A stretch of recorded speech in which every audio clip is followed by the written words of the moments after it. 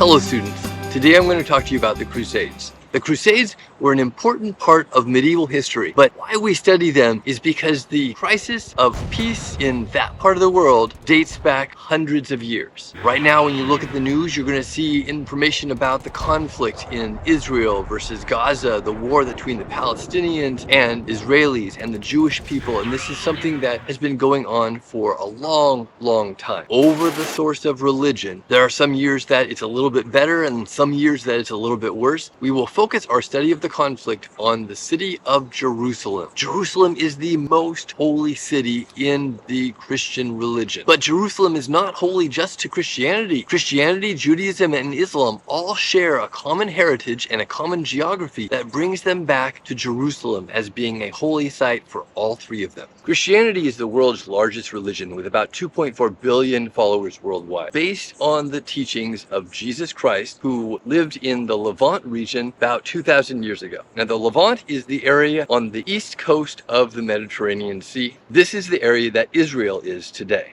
Judaism is one of the world's oldest religions. It is centered on the beliefs and culture of the Jewish people. Right now, there are about 14 million Jews worldwide. Islam is the world's second largest religion with 2 billion people worldwide. Its followers are called Muslims, and they believe in one God who they call Allah, and that God speaks Arabic. This language is important because it ends up uniting the Muslims across different dynasties to create an Islamic empire, bringing in the golden age of Islam. So why was the city of Jerusalem so important? For the Jews, it was the land promised to the Israelites by Jehovah, their God. And this was promised to Abraham. This is going to be their land, they get to have it. It was also the site of where the first temple of Judaism was built, the temple of King Solomon. For Muslims, Jerusalem has the Dome of the Rock at the top of a mountain where Muhammad is believed to have ascended into heaven. Behind Mecca and Medina, Jerusalem is the third most holy city in the Muslim world. For Christians, Jerusalem had the site of Jesus being crucified on Calvary Hill, and also the site of his resurrection when he rose from the dead. It is also the location of many Christian New Testament events from the Bible. What were the Crusades? The Crusades were a long series of wars in the Middle Ages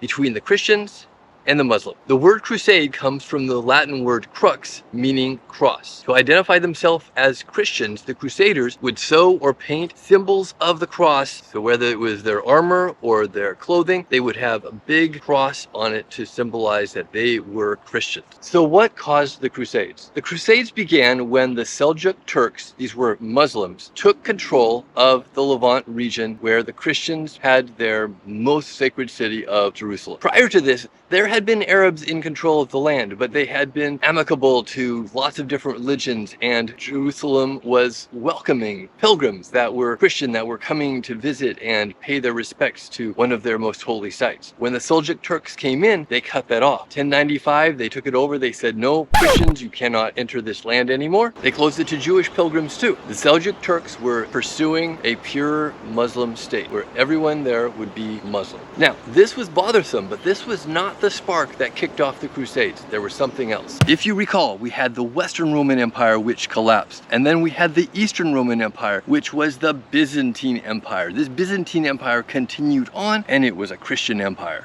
Byzantine Emperor Alexius I saw that these Seljuk Turks were taking over and moving into their land and expanding their territory, and he felt threatened. His Byzantine Empire was not as strong as it used to be, and he was worried that they were going to take over Constantinople and the Byzantine world. He sent a message to Pope Urban II over in Rome, who was still controlling the Catholic Church, and he said, hey, help me out. We're both Christians. I need you to help send somebody to stop this invading Muslim force. Really, he was looking for somebody to help protect his weakening empire, but the religious motivation really drove people to want to be part of this movement. Pope Urban II said, all right, I'm going to tell the masses, and he announces this. He announces it to the Franks, which is modern day France, and then the Holy Roman Empire, which is like Germany and Austria right now. And Pope Urban II calls for all Christians to unite and travel to the Holy Land to defeat the Muslims. This led them on a quest to Jerusalem, fighting off anybody who was a non-Christian along the way.